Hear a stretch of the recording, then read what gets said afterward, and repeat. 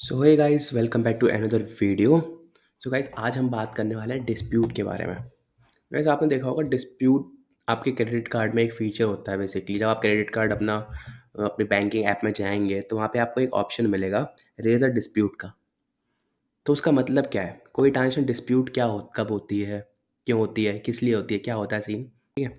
चलो डिस्प्यूट हम देखते हैं उसकी डेफिनेशन। अगर आप बोलना चाहो तो क्या बोलेंगे, तो a dispute occurs when a card holder contact there bank, ठीक है। बेसिकली इसका मतलब ये है कि जब हमारा कोई क्या बोलते हैं ट्रांजेक्शन है, ठीक है, जो कि अटक जाता है यार, आपके पास पैसा नहीं आता, ठीक है, तो आप बैंक को कॉन्टैक्ट करते हो कि हमारा पैसा हमें दे दो, ठीक है।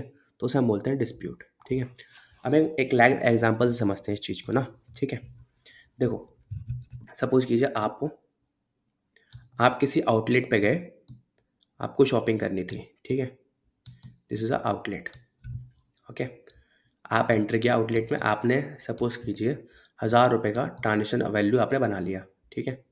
आपने कार्ड से 1000 रुपये का ट्रांजेक्शन करते हो, ठीक है। अब पर वो ट्रांजेक्शन क्या होता है, उसका आपका दो ऑप्शन है। ट्रांजेक्शन क्या होगा, एक तो इनिशिएट हो जाएगा, ठीक है, या तो मतलब वो ट्रांजेक्शन क्या होगा, फेल्ड हो जाएगा या हो जाएगा, कंप्लीट हो जाएगा, ठीक है। अब देखो दो केस हैं, या तो बैंक से ही नहीं कटा, या तो बैंक से ही नहीं कटा, या तो फिर बैंक से कट गया, ठीक है। बट मर्चेंट आपको नोटिफिकेशन क्या भेजता है, उसके बाद बताता है कि भाई हमारा पेमेंट मशीन बता रही थी कि नहीं कटा है, ठीक है। पर बैंक कह रही है कि भाई हमारी तरफ से कट गया है। आप कब वो क्या कहेंगे कि सर पेमेंट अभी हमारे पास पहुंचा नहीं है, आपको इसका कुछ टाइम में रिफंड आ जाएगा, ठीक है। एज यूजल यही होता है। अगर आप ऑनलाइन कोई भी ट्रांजेक्शन करते हो ना, तो यूजुअली यही होता है, ठीक है। बट ऑफलाइन बहुत बार केसेस में होता है कि आपको आपका पेमेंट नहीं मिलता। बहुत सारे केसेस में यही होता है, ठीक है। मेरे साथ भी हुआ था कुछ टाइम पहले। मैं लाइफ स्टाइल स्टोर पे गया था, ठीक है। मैंने वहाँ 695 समथिंग का ट्रांजेक्शन किया था, बट वो ट्रांजेक्शन फेल हो गया। मेरी तरफ से बैलेंस कट गया था, पर वहाँ फेल हो गया। तो उन्होंने कहा कि सर आपका पेमेंट इतने टाइम में आ जाएगा, 7-8 दिन में, एज यूजुअल सारा था। मैंने भी कहा ठीक है, आ जाएगा। बट और उस टाइम पे मैंने उनसे कोई भी डिटेल्स वगैरह नहीं ली। बस मैंने उन्होंने स्लिप दिखा दिया कि हाँ ट्रांजेक्शन फेल्ड है, आपका आ जाएगा रिफंड। मैंने भी सोचा ठीक है भैया, कोई बात नहीं, मैं वेट कर लूँ, मैं दोबारा कर देता हूँ दूसरे दूसरे कार्ड से ट्रांजेक्शन, इससे नहीं हो रहा तो। मैंने यही किया। बट आज उस महीने को, मतलब जब मैंने ट्रांसफर किया था उस चीज़ को, आज 3 महीने हो चुके हैं, बट मेरे पास उसका पेमेंट नहीं आया। अब मैंने बैंक से कॉन्टैक्ट किया, ठीक है। तो बैंक ने कहा सर आप मुझे आप डिस्प्यूट डाल दीजिए, ठीक है, तो भाई हम आपका रिफंड कर देंगे। अब देखो डिस्प्यूट होता क्या है, अब देखो समझो, ठीक है।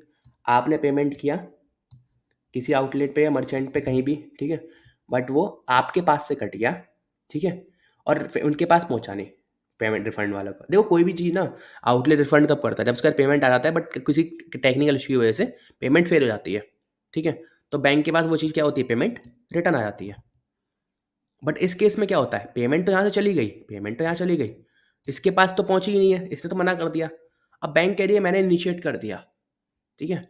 तो अब आप कहोगे भाई हमारे पास तो पेमेंट अब मेरे पास भी नहीं है, इसके पास भी नहीं पहुँचा, तो आप क्या करोगे, दूसरा ट्रांज़ैक्शन कर दोगे। अब यही वाला केस है, आपको दूसरा ट्रांज़ैक्शन तो करना ही पड़ेगा उस टाइम पे, ठीक है। बट आपको जो ट्रांज़ैक्शन जो फ़ेल्ड हो ना, जो ट्रांज़ैक्शन आपका फ़ेल्ड हो जाए, तो उनकी एक रिसिप्ट निकलती है, ठीक है। तो आपको वो रिसिप्ट ले लेनी है। अगर आप वो बिना रिसिप्ट, अगर आपके पास ट्रांज़ैक्शन डिटेल ही नहीं होंगी जहाँ ट्रांज़ैक्शन हुआ है, ठीक है, तो आपको आपका पैसा वो कभी नहीं मिलेगा। ना वो पैसा बैंक के पास है, ठीक है, ना वो पैसा मर्चेंट के पास है। क्योंकि मर्चेंट के पास अगर पैसा पहुँचता है, ठीक है, तभी मर्चेंट को इनिशिएट करता है और तब आपके बैंक में आता है। पर यहाँ इस केस में हुआ ही नहीं, मर्चेंट के पास पैसा ही नहीं पहुँचा है, तो वो रिटर्न क्या करेगा? तो इसीलिए केस में ऐसा आपकी जब भी ऐसा कोई केस हो, तो आप सबसे पहले क्या करिएगा, अपनी वो ले लीजिए, स्लिप रिसिप्ट ले लीजिए उनसे कि हाँ भाई पेमेंट कैंसिल हुआ है, ठीक है। और आप कभी भी कोई अपना कार्ड देखेंगे तो आपको एक ऑप्शन दिखेगा, जैसे मेरा कार्ड है ये, ठीक है, तो आपको एक ऑप्शन दिखेगा रेज़र डिस्प्यूट का। और अदर बैंक, कोई भी अदर बैंक यूज़ कर रहे हैं आप, ठीक है, तो आपको एक डिस्प्यूट फॉर्म प्रोवाइड करते हैं, वो आपको फिल करना होता है। और जब आप वो फिल कर देते हैं, तो उसका जो वो चेक करते हैं कि पेमेंट भई कहाँ सच में नहीं पहुँची है, क्या हुआ था सीन, ठीक है। देन उसके बाद वो आपका पेमेंट रिटर्न कर देते हैं। अगर ये तो थोड़ा छोटा अमाउंट, मेरे साथ जो हुआ वो 695 समथिंग अमाउंट था ओनली। बट आपके साथ यही सेम चीज़, ठीक है, 50K, इवन किसी भी कितने भी अमाउंट के ट्रांजेक्शन पे हो सकती है ये चीज़, ठीक है। पर आपको जानकारी होनी चाहिए कि आपको डिस्प्यूट रेज़ करना होता है इस केस में। और जो भी आपका मर्चेंट जहाँ भी आपने ट्रांजेक्शन किया था, ठीक है, उससे जो भी आपके ट्रांजेक्शन की डिटेल, जो भी ट्रांजेक्शन आईडी हो, जो कि फेल्ड हुई है, जो आईडी होती है हर जगह पे जब भी आप कोई ट्रांजेक्शन करते हैं, तो उसमें एक आईडी होती है बिल में। सपोज़ कीजिए आपका बिल है, तो वहाँ पे एक उनकी आईडी लिखी होती है कि भाई, कि हाँ भाई आपकी ट्रांजेक्शन फेल्ड आईडी है। तो आप ये चीज़ ज़रूर ले लीजिएगा, वरना आप 1-2 आप बैंक को कॉन्टैक्ट करेंगे, अगर 7 दिन में नहीं आएगा, आप बैंक को कॉन्टैक्ट करेंगे, ठीक है? बैंक कहेगा कि आप डिस्प्यूट कर दीजिए, और डिस्प्यूट करेंगे तो डिस्प्यूट करने के लिए आपको वही वो डिटेल भरनी पड़ेंगी, और डिटेल भरने के लिए आपको पता होना चाहिए कौन सा ट्रांजेक्शन कहाँ है, क्या नहीं है।